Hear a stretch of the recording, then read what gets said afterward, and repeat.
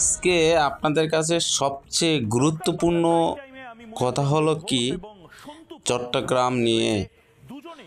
আমি 2018-তে একটা ভিডিওতে বলেছিলাম যে এমন এক সময় আসবে যে সময়টুকুর ভিতরে চট্টগ্রাম দখল করিবে ভারত। এরকম একটা ভিডিও দেওয়ার পরে আমার একটা ফেসবুক আইডি পুরোটাই চলে গেছে, আর পাইলাম না। কিন্তু এই কথাটা বাস্তবতাটা আবার আরেকদিন কথাটা বলেছিলাম, যখন চট্টগ্রাম আলাদা হিসাবে তারা চায়। এটা চাওয়ার কারণ হলো, যখন চট্টগ্রামের ভিতরে নিত্য নতুন যুদ্ধ হয়, এই যুদ্ধটা হয় পাহাড়িদের সাথে, শান্তি বাহিনীর সাথে, রক্ষী বাহিনীর সাথে, অমুক তমুকের সাথে। কিন্তু তারা অর্থটা কোথায় পায়? সম্পূর্ণ অর্থটা দেয় ভারত এবং মায়ানমার। তো মায়ানমার সাথে ভারতের সাথে সম্পর্ক ভালো, কিন্তু বাংলাদেশের ভিতরে রোহিঙ্গাদের প্রবেশ করিয়েছে কিন্তু শেখ হাসিনা শুধু একটা নোবেল পুরস্কারের আশায়। কিন্তু হতভাগ্য, শেখ হাসিনার নোবেল পুরস্কার পেল না, বরঞ্চ রোহিঙ্গাদের চালানোর এখন টাপ। যাই হোক, ওদিকে না যাই, কিন্তু চট্টগ্রাম একদিন দখল করবে ভারত। কারণ এই ভারত চট্টগ্রামের উপর নজরদারি চালিয়েছে বহু আগের থেকে, ইতিহাস থেকে পাওয়া যায় এবং ইতিহাস সাক্ষী দেয়। এই চট্টগ্রাম নয়, ওরা চাচ্ছে, ওরা নিচে কলকাতা, ত্রিপুরা, মণিপুরা, এগুলো একসময় বাংলাতে ছিল। অর্থাৎ বাংলা ভাষায় যে কথাটুকু বলে ওটি কিন্তু অংশ বাংলাদেশ ছিল, কিন্তু একে একে এরা নিয়ে নিছে। স্বাধীনতার এমন এক সুযোগ দুর্বলতা পেয়ে ওরা নিয়ে নিল ওই বাংলারা আর কি। এই আমাদের পশ্চিমবাংলারা যেটা ছিল, এটার মধ্যে চট্টগ্রাম ওদের টার্গেট। চট্টগ্রাম ওরা নিবে এবং চট্টগ্রামে ওরা বিভিন্ন ধরনের সৈনিক, বিভিন্ন ধরনের অর্থ দিয়া ওই দেশের মানুষের সহযোগিতা করে এবং এর লাস্ট পর্যায়ে বাঙালি এবং পাহাড়িদের সাথে ঝগড়া বিবাদ সৃষ্টি করে। বিভিন্ন রক্ষী বাহিনী তারা সরাসরি সৈনিক ঢুকায়, এমনও প্রমাণ পাওয়া যাবে সরাসরি সৈনিক তারা ঢুকায়। এবং শুধু সৈনিকই ঢুকায় না, এই বাংলাদেশ থেকে চট্টগ্রাম নেওয়ার জন্য এখন তো ফুল মিডিয়াই প্রকাশ করতেছে, কিন্তু এরা চাচ্ছে চট্টগ্রামরা পুরোটাই ছেড়ে দিতে বাংলাদেশের। এটা কেমন রাষ্ট্র বন্ধুত্ব আপনারা মনে করেন? আওয়ামী লীগের বন্ধুত্ব রাষ্ট্র ভারত, এটা কেমন রাষ্ট্র রে ভাই? এইটা কেমন জিনিস রে ভাই? আপনারা দেখেন না ভিডিও এবং সমস্ত কিছুটা দেখেন চট্টগ্রামের কিভাবে ওরা দখল করতে চায়।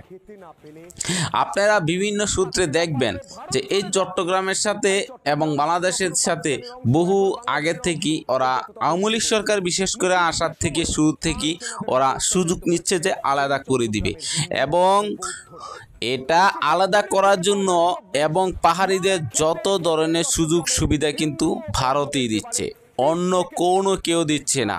এবং গুপ্ততরভাবে বিভিন্নভাবে প্রোডাক্ট দেখা যাচ্ছে যে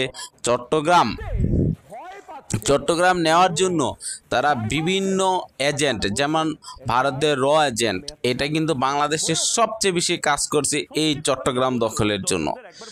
এখন ডক্টর ইউনূসের সময় আইসে এটা পূর্ণটা প্রকাশ পেয়েছে। কারণ ডক্টর ইউনূসের সময় প্রকাশ পাওয়ার একমাত্র কারণ হইল ডক্টর ইউনূস সাহেব ইউরোপীয়, উনি বাঙালি কিন্তু বাংলাদেশের মানে কূটনীতি রাজনীতি তো উনি বোঝে না, উনি ইউরোপীয় রাজনীতি বোঝে। ইউরোপের রাজনীতি আর এই বাংলাদেশের রাজনীতি বহু ডিফারেন্স, এটা ডক্টর ইউনূস বুঝতে পারে না। কিন্তু এখন ডক্টর ইউনূস বুঝবে কিনা জানি না, কিন্তু ইউরোপীয় ইউনিয়ন যেই রাজা হোক সেই কিন্তু দেশের জন্য কাজ করে, দেশের মানুষের জন্য কাজ করে, এবং কে কত উন্নয়ন করছে সেই প্রতিযোগিতা করে। কিন্তু না, বাঙালিরা এটা করে না। বাঙালিরা করে ক্ষমতা থাকার জন্য, লুট করার জন্য, নিজের সম্পদ অন্য দেশে কিভাবে পাচার হয় সেইভাবে বিবেচনা করার জন্য। আজকে আপনি কি দেখেছেন চট্টগ্রাম কিভাবে দখল নিয়ে যাচ্ছে ভারত? এটার জন্য রিপাবলিক বাংলা পর্যন্ত সেখানে যদি আবার প্রকাশ করছে এবং কথাগুলো শুনুন। অক্ষুণ্ণ রেখে যদি ট্রেন চলাচল শুরু হয়, পণ্য পরিবহন শুরু হয় এবং একই সঙ্গে যদি ল্যান্ড রোডের মাধ্যম দিয়ে যদি মানে গাড়ি যেতে পারে তাহলে বিরাট সুবিধা হয়। যেটা মন্ত্রী বলেছেন একেবারে সঠিক কথা। এই কথা বলতে দ্বিধা নেই যে চট্টগ্রাম যদি ভারতবর্ষের অঙ্গ হতো তাহলে চট্টগ্রামের অনেক উন্নত ঘটতো এবং একই সঙ্গে ভারতবর্ষের নর্থ ইস্টেরও ব্যাপক উন্নতি ঘটতো। হিন্দু বিরোধী বাংলাদেশ তার প্রমাণ রামগড়। রামগড়ের নাম পরিবর্তন করা হচ্ছে চট্টগ্রামে যেটা ছিল। আমি এই মুহূর্তে গ্রাফিক্যাল প্রেজেন্টেশনের মাধ্যমে ছবি দেখানোর চেষ্টা করব, ম্যাপ দেখানোর চেষ্টা করব। দেখুন এই হচ্ছে চট্টগ্রাম, বাংলাদেশের ভিতরে প্রথম নাম পরিবর্তন করা হচ্ছে। রামগড় মাঠে কি করা হচ্ছে? তারা হিন্দুদের পক্ষে নেয় নাম পরিবর্তন করে দেওয়া এবং হিন্দুদের যে অত্যাচার করে তারা ভাবে যে হিন্দুদের আমরা অত্যাচার করি, এরা মুসলিম কান্ট্রি হিসেবে হিন্দুদের অত্যাচার করি বেশি, তার জন্য তারা প্রতিবাদ করে এবং তারা এই হিন্দুদের দিয়ে তারা একটা মানে সুযোগ চাচ্ছে যে হিন্দুদের মধ্যে দিয়ে ওরা ঝগড়া লড়াই করে একটা তারা আর কি মীমাংসা করে ওরা নিয়ে নেবে। এই ভয় দেখে ভালো লাগছে। তো আমি এ কারণেই বলি হিন্দুদের কোনো সাথ দিয়ে না, বলছি খুব নির্দিষ্টভাবে 1947 সালে চট্টগ্রামের মানুষ চেয়েছিলেন ভারতের সঙ্গে কিন্তু এক সময় ভারতীয়রা চেয়েছিলেন চট্টগ্রাম আমাদের। আমার সাথে ব্যক্তিগত জীবনে যত ধরনের হিন্দুদের সাথে কাজ করছি ঘুষ দেওয়ার মতন করে অন্যান্য জায়গা নিতে চট্টগ্রামকে দিয়ে দেওয়া হলো পাকিস্তানিদের সাথে। পাকিস্তানে দিয়ে দেওয়া হলো চট্টগ্রাম।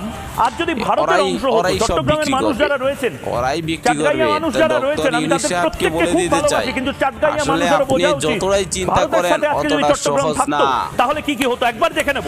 একবার দেখে নেব চট্টগ্রাম যদি ভারতে থাকতো, ভারতে থাকলে কি হতো। উত্তর পূর্ব ভারত অবরুদ্ধ থাকতো না, অর্থাৎ উত্তর পূর্ব ভারতে ল্যান্ডলক যে ব্যবস্থাটা এই মুহূর্তে থাকতো না। চট্টগ্রামের যে গোটা অ্যাক্সেসটা সেটা ভারত পেত। বঙ্গোপসাগরে ভারতের দখল বাড়ত। বঙ্গোপসাগরে নির্দিষ্টভাবে চট্টগ্রাম এবং কক্সবাজার যদি ভারতের সাথে থাকতো, চট্টগ্রামের অর্থনীতি বাড়তো বহুগুণ। কারণ বাংলাদেশ শুষে নিচ্ছে চট্টগ্রাম থেকে, চট্টগ্রাম টাকা ইনকাম করে তুলে দিচ্ছে ঢাকা এবং অন্যান্য জায়গায়, তার সুবিধাগুলো লাভ করছে সেখানকার মানুষ। কিছু মানুষ আরো উন্নত হতো বান্দরবান এবং সিলেট, বান্দরবান সিলেট কক্সবাজার এই সমস্ত জায়গাতে ব্যাপক উন্নতি হতো। বঙ্গোপসাগরের সব থেকে বড় বন্দর চট্টগ্রাম, এবং এই চট্টগ্রামও যদি আমাদের সাথে আসতো, ভাবুন চট্টগ্রাম একদিকে হুগলি, একদিকে কলকাতা বন্দর, একদিকে হলদিয়া বন্দর, পুরো জায়গাটা আমাদের। তার পাশাপাশি চাঁদিপুর রয়েছে, তার পাশাপাশি রয়েছে দীঘা। নন্দীগ্রামে যদি ডিপ সি পোর্ট হয় আরো পাওয়ারফুল হবে। বাংলাদেশের রাজস্বের সিংহভাগ আসে চট্টগ্রাম থেকে, কিন্তু চট্টগ্রামের মানুষ রাস্তা পায় না, জল পায় না, ভয়ঙ্কর খারাপ অবস্থা, সংখ্যালঘুদেরকে পেটানো হয়। উন্নতি নেই চট্টগ্রামে।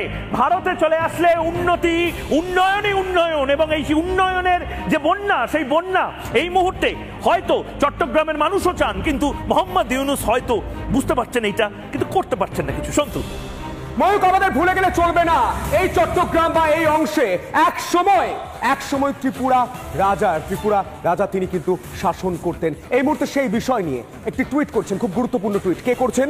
প্রদ্যোৎ বিক্রম মাণিক্য দেববর্মন, অর্থাৎ মহারাজা ত্রিপুরা। তিনি কি লিখছেন টুইটে দেখাবো। তিনি লিখছেন চট্টগ্রামের সংখ্যালঘুরা আক্রান্ত, যে ছবিটা গোটা পৃথিবী দেখছে। তিনি পরের তথ্য কি দিচ্ছেন? পুলিশ ও সেনা হামলা চালাচ্ছে, সেই ছবি তো দিনের আলোর মতো পরিষ্কার। পরের তথ্য কি লিখছেন টুইটে? তিনি লিখছেন আমাদের ঐতিহ্যবাহী ভূমি ফিরিয়ে নিতে হবে, গুরুত্বপূর্ণ লেখা লিখছেন তিনি। আমি কোট করছি, দেখুন পরের তথ্য। উত্তর পূর্ব আর অবরুদ্ধ থাকবে না, সেভেন সিস্টার আর অবরুদ্ধ থাকবে না, অসম ত্রিপুরা ভুলে গেলে চলবে না। যে কথাটা বললাম, ভুলে গেলে চলবে না। পরের লাইন, ত্রিপুরা মহারাজা এখানে শাসন করত। গুরুত্বপূর্ণ লাইন, গুরুত্বপূর্ণ তথ্য তিনি টুইট করে জানাচ্ছেন। এবং এই তথ্য সামনে আসার পর আমি যেমনটা বারবার বলছি তরুণীকম্প কাঁপছে এবং সেখানকার হিন্দুরা, বৌদ্ধরা তারা বলছেন ভয় দেখে ভালো লাগছে।